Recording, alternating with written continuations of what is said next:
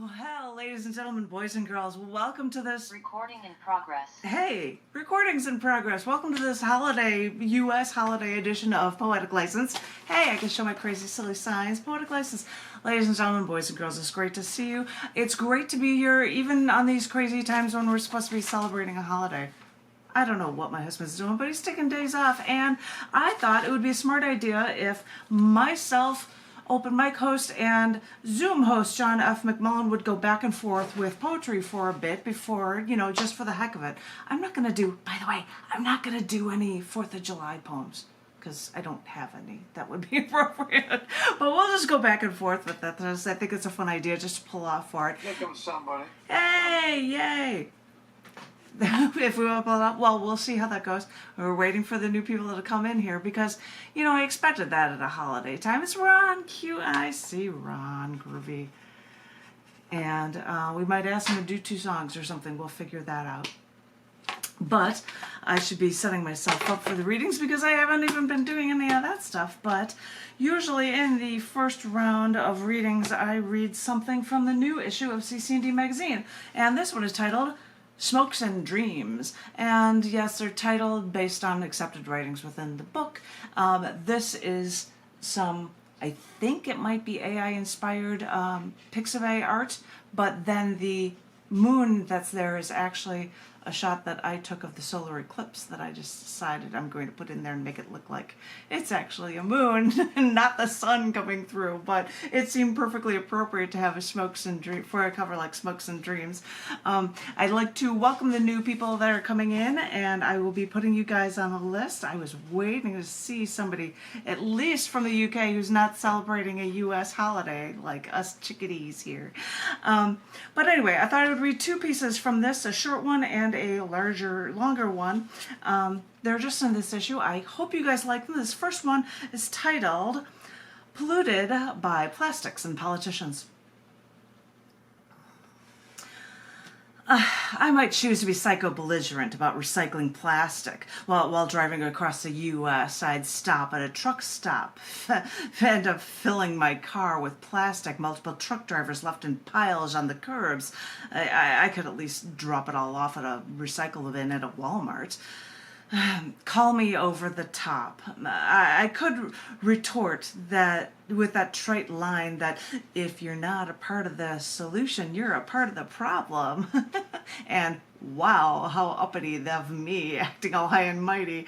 But no matter how recycle crazy I get, Americans only recycle 10% of all plastics because there's no place to recycle. And with no obvious solution, no one has the patience to solve anything.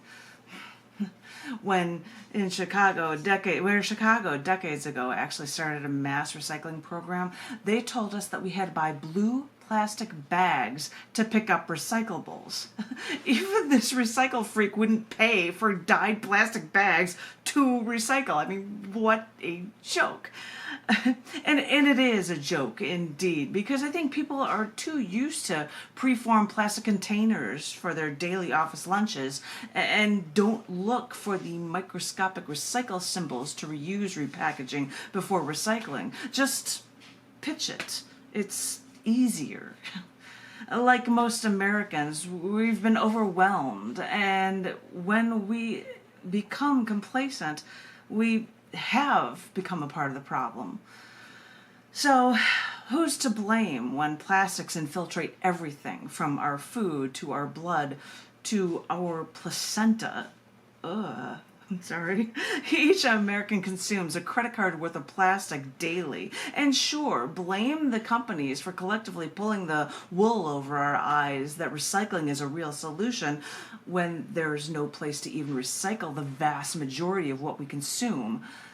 But we're fed lies that we're now stuck in a system most don't know how to get out of, which is beginning to sound like politics in America now too. As one quote-unquote leader of either major party tells its people what they think that we want to hear, then they do whatever they want and they see how much they can get away with before having to cut back and act like they care again. Politics is one of the greatest races I've seen, other than the corporate one. But whether it be plastics or politics, there's both something we thought we needed because we couldn't live without it, all while that elusive someone pulled the wool over your eyes. They told us what we wanted to hear, and then didn't care if their choices actually ended up doing us in. I know it's a short one, but I had to do something about politics. I did read that one, and I'm looking at it here and it's a tiny little picture in the book. There's a thing called the poetry bomb that comes around, and I've got a larger screen of it. Before the book was out, that's me holding the cover spread of cc&d because I was reading this at the poetry bomb off of this screen. But I've got a longer one here for you, and then I'll go in for a round robin. I see a new person coming in. When I'm done, I will ask if they would like to be added to the list or not. But this one is in cc&d magazine, and it is the new issue that just came out on July 1st. And this poem is called Safety Culture Redefined. Seeing the sign repeatedly, I watched tennis's Australian Open matches for weeks. Now, I know that in this millennia, the capitalist dollar reigns supreme. Corporations pay to plaster their logos anywhere and everywhere for the blinded lemmings to blankly absorb. So I never stopped to think about the phrases plastered on everything to make a quick buck.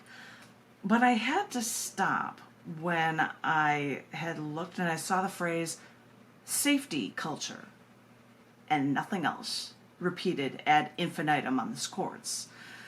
And now in the back of my mind, I assumed this was an Australian business about maybe safety standards or at work or safety equipment. There's something innocuous about staying safe in the workplace, especially if everyone seems hyper psyched to sue their corporate overlords if they're ever injured at work.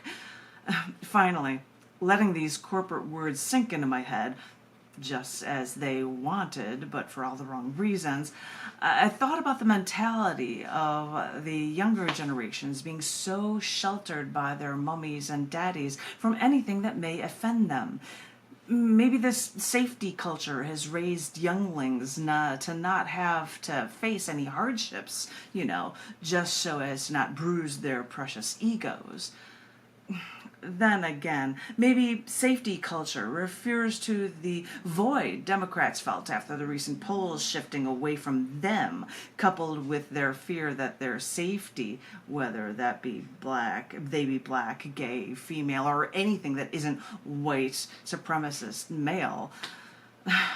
It sounds trifling of me to think about these two words and how they can be so weighted, and that our political system could impose such frightening overtones on so many.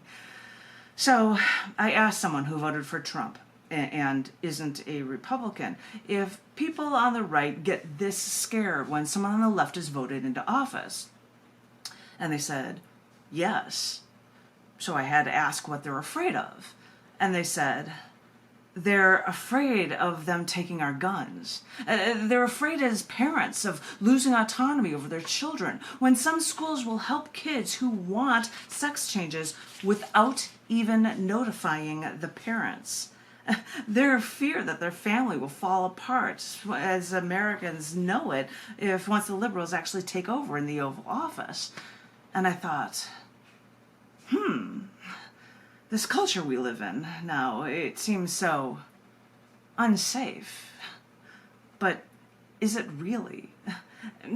Maybe I shouldn't be so flippant. My problem is that gender or not, race or not, sexual leanings or not, maybe I've been cushioned away from the real pain others feel. And maybe others do struggle with this. And that's what I keep hearing. For in our day-to-day lives, we live in this kind of mind oblivion, this puffy cloud stroll through all the minutia that's out there, but it doesn't need to affect us. So just put those blinders back on and everything will be just fine. And that's what we do. That's what we Americans do. Our day-to-day life has enough issues to worry about than what others go through. I mean, when it comes down to it, that's how it works. So, yes, it's true.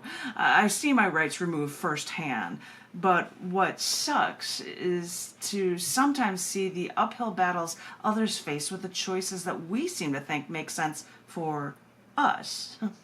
Us versus them. We're not supposed to think of things on those terms. This is the land of the free, or so they say, but that is what we do. We've segregated ourselves, stared at our tiny screens for the news we choose to pay attention to, and get angry when anyone else out there isn't as enlightened as us. But maybe that's our problem. We've chosen our narrow view to get too upset then when others try to burst our tiny little bubble. We've chosen to surround ourselves, keep ourselves surrounded and keep themselves sucked in. And in doing so, we forget to listen. I hear there's a lot outside our little bubbles. For at this point, I'm still stuck thinking about those two little words: safety, culture. I'm left questioning my culture, and it makes me wonder where that safety really is. Whew, I'm winded. Those were two poems of mine that appeared in the most recent issue of cc&d magazine. They're not anything else. They are recent releases, and I thought I'd share them with you guys. And yay, I would love to hear from our Zoom host with, I'm assuming we're doing rounds of 3. And I know that Ron is there muted, and I would ask if he would like to do 1 or 2 songs. You can think about that before it becomes your turn. John will be his turn, and Ron will follow. And I see a Marietta. Is Marietta reading, or is she just listening? Do I get any word? If you give me any sort of sign, you're so welcome to be a part of things. So you can unmute yourself and let us know. Hi, Ron. He just showed himself. Hi, Ron. So if you want to unmute yourself and let me know, or if everybody else knows if you're reading or not, because I'd love to include you on the list. And Ron's already signaling he'll do 2 songs for the round. That's totally groovy cool. And you would be following John, our Zoom host. Thank you so much. I have to stretch my arms out crazily because you can see it in the Zoom meeting. So John, the stage is yours, my darling. Take it away.